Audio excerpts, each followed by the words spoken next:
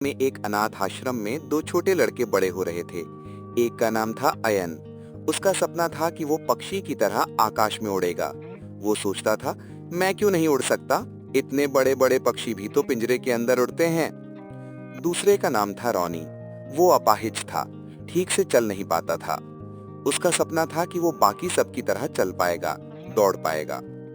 एक दिन अयन टहलते टहलते समुद्र तट पर पहुंचा।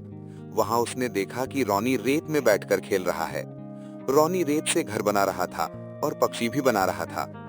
अयन उसके पास गया और पूछा, क्या तुम भी पक्षी की तरह आकाश में उड़ने का सपना देखते हो?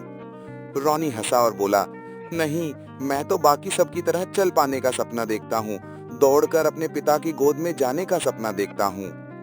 रॉनी की बात सुनकर अयन को बहुत दुख हुआ।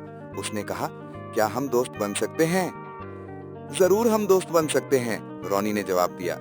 इसके बाद वे दोनों मिलकर कुछ देर तक खेले।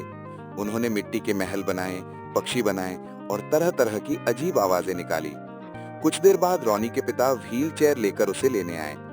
अयन ने तब रॉनी के पिता के कान में कुछ कहा। उन्होंने सिर हिलाकर हाँ कर दी। अयन ने तब अपने अपाहिज दोस्त से कहा, तुम मेरे इकलौते दोस्त हो। अगर मैं कुछ ऐसा कर पाता जिससे तुम बाकियों की तरह चल पाते तो मुझे बहुत खुशी होती, लेकिन मैं ऐसा नहीं कर सकता। फिर भी मैं कुछ तो करना चाहता हूँ। ये कहकर वो घूम गया और रॉनी को अपनी पीठ पर बैठने को कहा। जब रॉनी बैठ गया तो एन रेत पर धीरे धीरे दौड़ना शुरू कर दिया। वो दौड़ता रहा और जैसे जैसे उसकी गति बढ़ी, समुद्र की हवा उन दोनों के चेहरों से टकराने लगी। दूर से ये नजारा देखकर रॉनी के पिता अपनी आंखों के आंसू नहीं रोक पाए।